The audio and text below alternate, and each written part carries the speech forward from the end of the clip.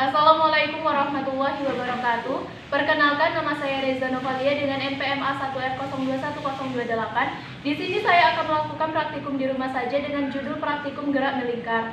Adapun tujuan kita melakukan praktikum ini yaitu yang pertama, mengajukan pertanyaan berkaitan dengan hipotesis atau dugaan pada hasil percobaan gerak melingkar. Yang kedua, menentukan alat dan bahan yang digunakan pada percobaan gerak melingkar, mengetahui fungsi dan cara menggunakan alat dan bahan yang digunakan pada percobaan gerak melingkar, menentukan langkah kerja pada percobaan gerak melingkar, menyusun dan atau melengkapi tabel hasil percobaan, menghubungkan hasil-hasil dengan teorinya pada percobaan gerak melingkar, membuat kesimpulan dari percobaan gerak melingkar, mengemukakan hasil pengamatan pada percobaan gerak melingkar, dan menggunakan konsep yang benar pada percobaan gerak melingkar. Baiklah, adapun alat dan bahan yang harus kita siapkan dalam melakukan praktikum di rumah saja dengan judul gerak melingkar ini. Yang pertama, tali nilon plastik dengan panjang 50 cm dan diameter 0,25 mm. Lalu, pena standar atau pena merek lainnya, tetapi kedua tutupnya dibuka. Penggaris dengan panjang minimal 30 cm. Beban seberat 50 gram, 100 gram, dan 200 gram. Penjepit kertas, lalu stopwatch. Kalau tidak ada stopwatchnya, maka kita dapat menggunakan stopwatch yang ada di HP. Baiklah, setelah menyiapkan alat dan bahan, kita masuk ke langkah kerja. Adapun langkah kerja yang pertama, yaitu masukkan tali nilon plastik ke dalam pena. Setelah dimasukkan ke dalam pena, kita taruh beban dengan 50 gram di ujungnya.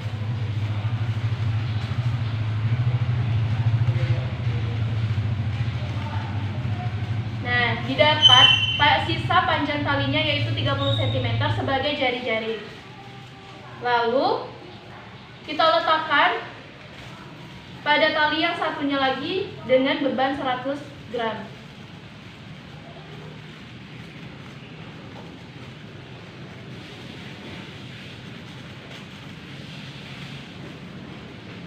Nah, pada ujung pena yang 50 gram tadi kita jepit dengan menggunakan penjepit kertas.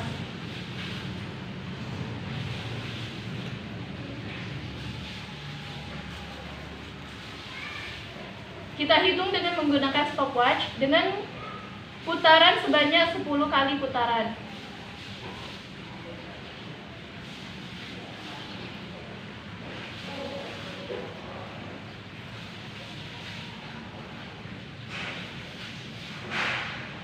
Satu, dua, tiga, empat, lima.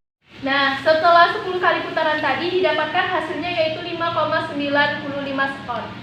Kita catat hasilnya. Lakukan 3 kali perulangan. Perulangan kedua.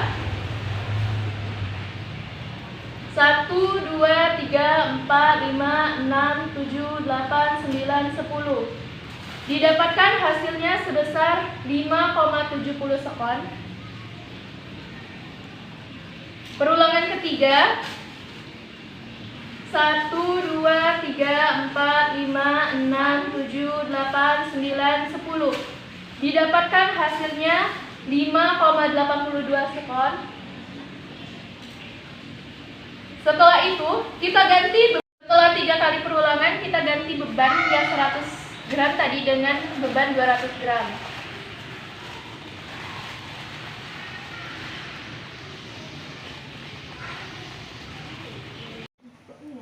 Baiklah, selanjutnya kita masuk pada hasil pengamatan. Adapun hasil pengamatan yang pertama yaitu pada tabel pengamatan 5.1. Nah, pada tabel pengamatan 5.1 ini memiliki beban tetap yaitu 50 gram dengan massa beban putar yaitu 100 gram. Jari-jarinya yaitu 30 cm. Adapun waktu yang didapatkan pada 10 putaran yaitu pada percobaan pertama 5,94 detik, pada percobaan kedua 5,71 detik, dan pada percobaan ketiga 5,82 detik. Untuk periodenya itu didapatkan hasil pada percobaan pertama 0,594 detik, untuk periode pada percobaan kedua itu 0,53 0,571 detik, dan pada percobaan ketiga itu 0,582 detik. Nah, adapun kecepatan sudutnya itu didapatkan hasil yang pertama pada percobaan pertama yaitu 10,572 radian per sekon. Untuk percobaan kedua itu didapatkan hasil 10,998 radian per sekon. Untuk percobaan yang ketiga itu didapatkan kecepatan sudutnya 10,790 radian per sekon. Adapun kecepatan linear yang didapatkan pada tabel pengamatan 5.1 ini ialah percobaan pertama 3,172 meter per sekon, percobaan kedua 3,299 meter per sekon, dan percobaan ketiga 3,237 meter per sekon. Untuk ralat mutlaknya didapatkan hasil 0,0066. Untuk ralat nisbinya didapatkan hasil 0,114%, dan ketelitiannya didapatkan hasil 99,989%. Rincian perhitungannya yaitu yang pertama yaitu rincian perhitungan periode. Adapun rumus periode itu T per N, di mana T itu adalah waktu dan N itu adalah putarannya.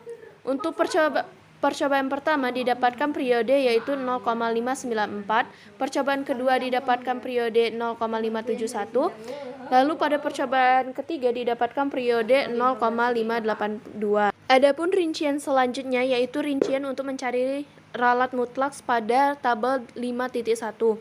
Untuk mencari ralat mutlaksnya ini kita harus mencari X-bar-nya terlebih dahulu. X-bar yang didapatkan pada tabel pengamatan 5.1 itu adalah 5,823, dan untuk sigma dalam kurung X min X bar kuadrat itu didapatkan hasil 0,06458.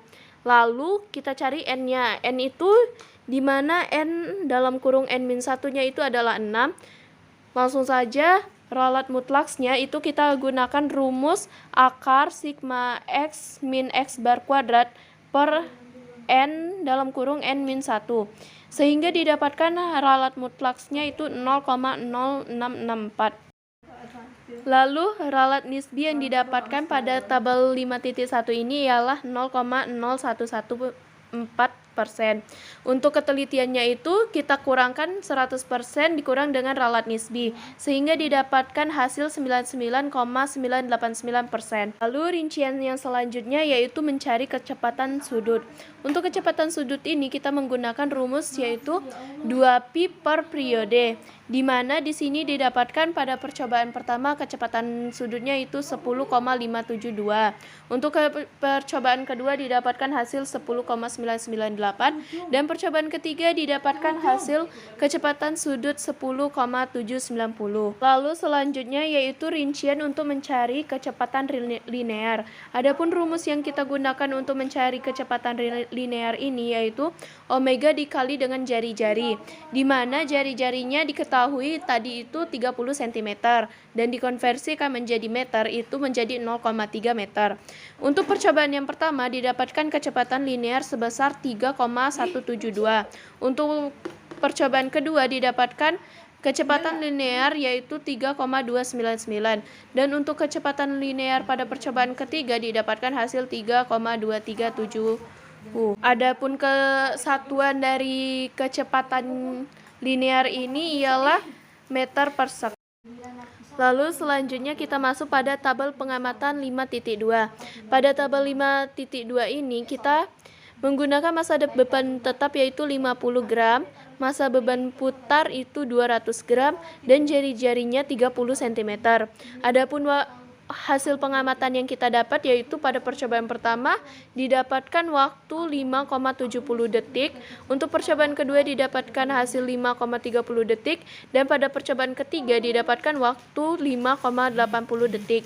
Terus adapun periode yang kita dapatkan pada tabel pengamatan 5.2 ini, yang pertama yaitu 0,570, untuk percobaan kedua yaitu 0,523, dan percobaan ketiga yaitu 0,585. Adapun kecepatan sudut yang kita dapatkan pada tabel pengamatan ini yaitu 11,019, Pada percobaan pertama, percobaan kedua 12,008 dan percobaan ketiga 10,3735. Lalu selanjutnya yaitu kecepatan linear. Nah, kecepatan yang linear yang kita dapatkan pada tabel pengamatan 5.2 ini yaitu yang pertama pada percobaan pertama itu 1,553, pada percobaan ketiga itu 1,801 meter per sekon, pada percobaan ketiga itu 1,510 meter per sekon. Adapun ralat mutlaknya itu 0,228, ralat nisbinya 0,041%, dan ketelitian itu 99,959%. Lalu selanjutnya yaitu tabel pengamatan 5.3. Nah, pada tabel pengamatan 5.3 ini kita memiliki massa beban tetap yaitu 50 gram. Untuk massa beban putarnya itu 200 gram dan jari-jari 15 cm. Adapun waktu yang kita dapatkan dari percobaan tersebut ialah 5,94 detik, lalu percobaan kedua 5,71 sekon, untuk percobaan ketiga itu 5,82 sekon. Adapun periode yang kita dapatkan yaitu 0,594 pada percobaan pertama, 0,571 pada percobaan kedua, 0,82 detik pada percobaan ketiga. Adapun kecepatan sudut yang kita dapatkan yaitu 10,372 pada percobaan pertama, 10,998 pada percobaan kedua, dan 10,790 pada percobaan ketiga. Untuk kecepatan linearnya, pada percobaan pertama didapatkan hasil 3,172, untuk percobaan kedua didapatkan hasil 3,299 meter per sekon, untuk percobaan ketiga didapatkan hasil 3,237 meter per sekon. Untuk ralatnya ada ralat mutlaks. Ralat mutlaks pada percobaan pada tabel pengamatan 5.3 ini didapatkan yaitu 0,006 dan ralat nisbinya 0,011% dan ketelitiannya itu 99,989%. Lalu selanjutnya rincian perhitungan. Adapun rincian perhitungan yang pertama pada tabel 5.3 ini yaitu rincian mencari mutlaks. Untuk mencari rincian ralatnya ini, kita harus mencari X-bar-nya terlebih dahulu. Adapun X-bar yang didapatkan pada tabel 5.3 ini ialah 6,927. Untuk sigma X min X-bar kuadrat itu didapatkan hasil 0,084067. Untuk N dalam kurung N min 1 itu didapatkan hasil yaitu 6. Dan ralat mutlaksnya itu didapatkan hasil 0,118. Adapun ralat nisbinya itu kita gunakan rumus delta X per X bar dikali 100% sehingga didapatkan hasil 0,017%. Untuk ketelitian itu kita kurangkan antara 100% dikurang dengan ralat nisbi sehingga didapatkan hasil 99,983%. Baiklah, selanjutnya yaitu rincian perhitungan untuk mencari periode. Untuk mencari periode ini kita menggunakan rumus T per N, di mana T besar itu merupakan periode, T kecil itu merupakan waktu, dan N itu merupakan banyak putaran. Nah, pada percobaan pertama didapatkan hasil periodenya yaitu 0,570, untuk percobaan kedua didapatkan T periodenya itu 0,523, dan pada percobaan ketiga didapatkan periodenya itu 0,585. Baiklah, selanjutnya yaitu untuk mencari kecepatan sudut atau omega. Untuk mencari omega ini kita menggunakan rumus omega sama dengan 2pi per T, di mana T itu merupakan periode dan omega itu merupakan kecepatan sudut.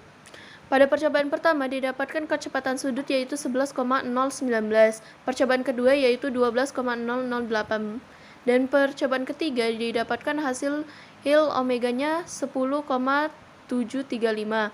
Untuk kecepatan linear, pada percobaan pertama didapatkan hasil 1,653 dan pada percobaan kedua didapatkan hasil 1,801. Untuk percobaan ketiga didapatkan hasil kecepatan linearnya 1,610. Adapun rumus yang kita gunakan itu adalah V sama dengan omega dikali R, di mana V itu merupakan kecepatan linear dan omega itu merupakan kecepatan sudut, sedangkan R itu merupakan jari-jari. Untuk satuannya itu meter per sekon. Lalu adapun jawaban pertanyaan yang ada di e-modul. Adapun pertanyaan yang pertama yaitu apa saja besaran yang mempengaruhi kecepatan sudut dan kecepatan linear pada gerak melingkar. Nah, pada kecepatan linear pada gerak melingkar ini yang mempengaruhi besarannya itu adalah periode dengan lambang T, masa beban putaran dengan lambang M, dan jari-jari dengan lambang R. Lalu pertanyaan selanjutnya yaitu jelaskan hubungan antara besaran-besaran yang mempengaruhi kecepatan sudut dan kecepatan linear pada gerak melingkar berdasarkan teori. Nah, berdasarkan teori didapatkan bahwa semakin besar jari-jari, maka kecepatan sudut dan kecepatan linear yang didapatkan semakin besar pula. Sedangkan semakin besar periode yang didapatkan, maka kecepatan sudut dan kecepatan linearnya akan semakin kecil. Jadi dapat kita simpulkan bahwa jari-jari berbanding lurus dengan besar kecepatan sudut dan linearnya, akan tetapi periode berbanding terbalik dengan kecepatan sudut dan kecepatan linearnya. Lalu adapun pertanyaan selanjutnya, jika masa beban putar bertambah sebesar 2 kali dari tabel 5.3 dan jari-jarinya, maka bagaimana periodenya? Nah, karena jari-jari dan masa beban itu berbanding lurus, maka periode akan bertambah 2 kali juga pada tabel pengamatan 5.3. Karena seperti yang kita ketahui bahwa jari-jari dan masa beban itu berbanding lurus, artinya apabila semakin besar jari-jarinya, maka masa bebannya akan semakin besar pula.